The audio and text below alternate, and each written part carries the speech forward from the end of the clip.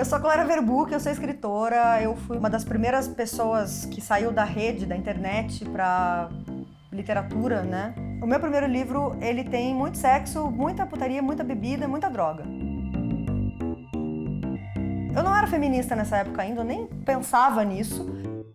E eu sou uma mulher que se enfiou em política, que se incomoda pra caralho, e eu não tenho medo de me posicionar, porque eu acho que pra que eu vou viver se eu não puder me posicionar? E eu sou mãe de uma menina de 14 anos, crio ela sozinha, me fodo bastante, é muito difícil, e acho que então eu vou lá pra terapia me perguntar quem eu sou, e depois eu posso responder também daqui a uns anos melhor essa pergunta. Cara, o corpo da mulher segue sendo um objeto, né? Tanto para vender coisas, quanto no imaginário masculino, porque a gente vê que quando alguém usa o corpo para se manifestar, isso é visto como uma coisa ruim. E quando usam o corpo para vender ou para o prazer masculino, tipo uma capa de revista, não tem problema, aí é sussa. Mas eu acho que a gente tá aos poucos e muito timidamente pegando essa narrativa pra gente, né? Tá havendo uma mudança muito lenta e eu vejo que a geração seguinte já tem um pouco mais de discernimento e noção do que é o seu corpo, não tem tanto moralismo. Eu vejo a minha filha que tem 14 anos, por exemplo, ela tem uma relação com o corpo e com a sexualidade que eu não tinha, e não era por falta de liberdade de conversar com os meus pais, não. Era a época mesmo, que não, as mulheres não se conheciam.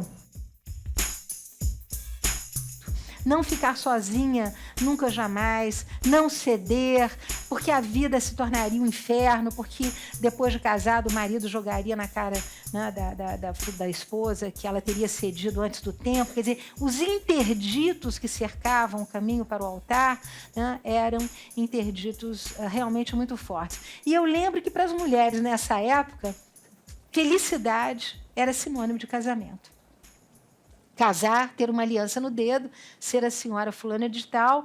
Após guerra, o importante era ter a enceradeira, o aspirador, aquela ideia da belinha trabalhadora que cuida da colmeia, que está em casa batendo bolo, as várias receitas, como esperar o marido, como criar os filhos. As revistas femininas são realmente um manancial de informações sobre como se passava o cotidiano, né, de inúmeras das nossas mães e inúmeras das nossas avós. Os relacionamentos sempre foram abertos de um lado só, né? Então, assim, sempre a sociedade aceitou o cara que tinha uma amante.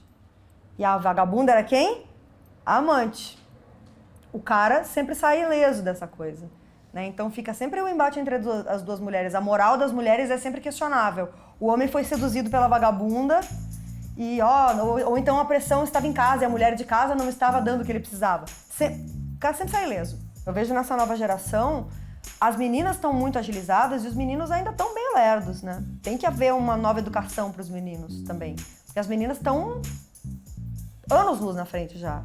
A pílula é, hoje, né, sessentona. Ela está aqui conosco há muito tempo. E, nesse momento, reprodução e prazer erótico passaram a ter definitivamente momentos e conotação bastante diferente. Depois disto, depois dessa situação da pílula, o que a gente pode dizer que houve de grande também impacto para que a sexualidade mudasse foi o advento da AIDS, né?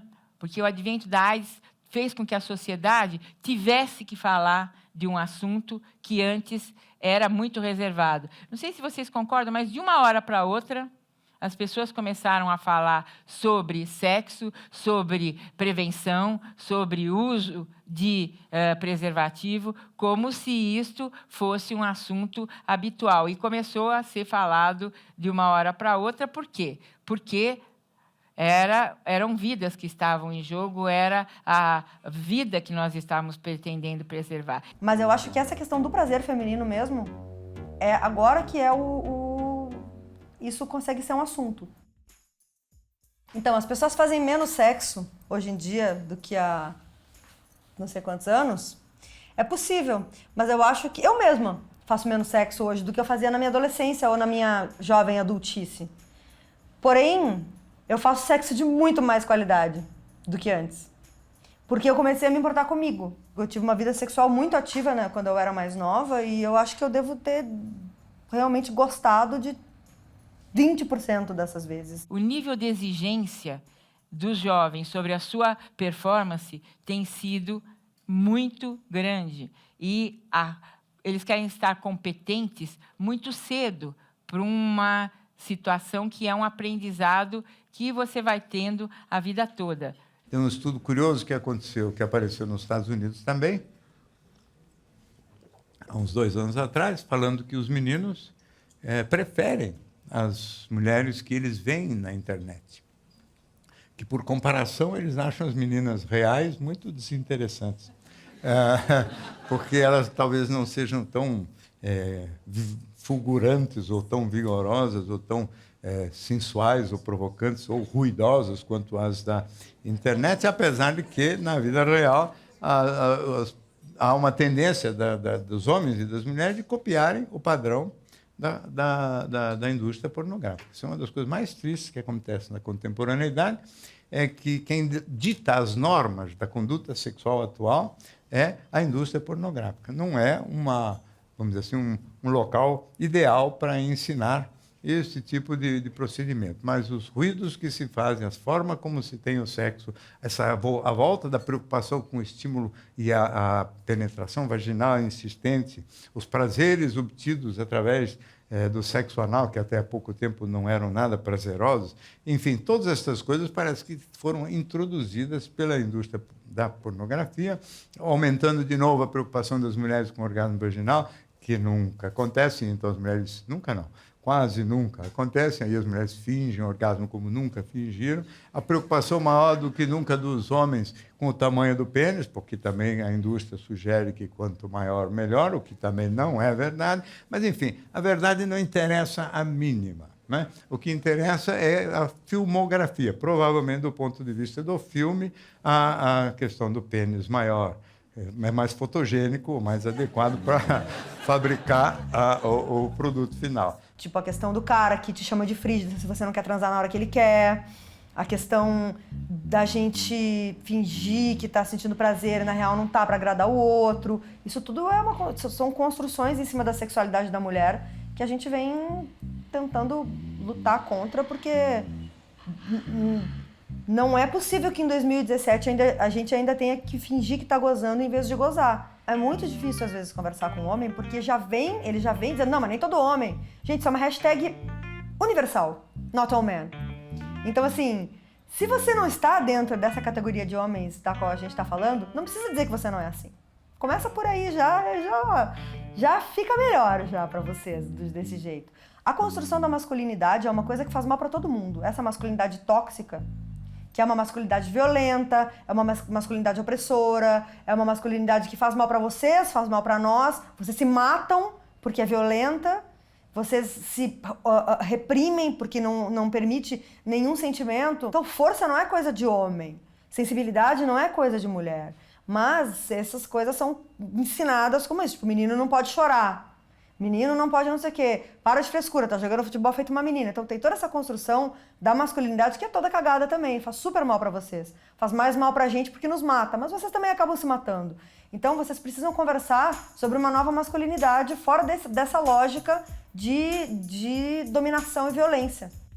A selva primitiva privilegiava os homens mais agressivos e, curiosamente, a nossa cultura até hoje faz isso. Quer dizer, os meninos são, em todas as famílias, até hoje, pelo menos numa cultura como a brasileira, instruídos para serem bons de briga, para serem competentes para a agressividade, eles são desestimulados para qualquer atividade que seja de caráter cultural, artística, eles são estimulados para os esportes competitivos, para a luta. Não é? E o menino que não for bom de briga é mal visto, inclusive pela própria família, inclusive pela própria mãe, né? Que depois se queixa do machismo e da grosseria do seu marido, mas quer que o seu filho seja um machinho grosso também, porque garante que ele não vai ter nenhuma inclinação na direção homossexual, pavor que continua em vigor e muito intensamente na nossa cultura. Eu entendo que os homens aprenderam errado, que disseram pra eles que a mulher quando diz não tá querendo dizer sim, mas não é isso aí, gente, não é não. Eu sei que ainda existe essa construção da mulher ficar fazendo a pudica e dizendo que não quer, porque não quer parecer uma puta, mas daí é outro problema, entendeu, também. É uma coisa do moralismo que tem em cima das mulheres que são livres sexualmente mesmo. Então, assim, vocês homens ainda se assustam e o pinto de vocês encolhe na hora que uma mulher chega junto. É foda também, entendeu? Agora, quais são os resultados hoje? A angústia do homem, me lembro sempre de um artigo fantástico do Arnaldo Jabor, né, em que ele falava dessa fragilidade do homem, dizendo, bom, mas as mulheres parecem máquinas, né? Máquinas de gozo. E como é que um homem se sente diante disso? Ele tem que ter um desempenho igual. E o medo, a fragilidade, o medo de não conseguir. Então, eu acho que o caminho, mais uma vez, entre pessoas tolerantes, educadas, onde o sexo não é tudo, né? São outras formas de relacionamento pontuadas por projetos comuns, por agendas comuns, por afetividade, por carinho, por ternura. Quer dizer, não pode ser só isso, né? Porque se for só isso, o resultado é esse que nós já sabemos, né? O problema é a estrutura de poder que existe, essa hierarquia de gênero mesmo. Não adianta mexer um pouquinho nisso, é na monogamia, o amor livre, não sei o quê, enquanto a gente não questionar realmente a estrutura de poder de gênero.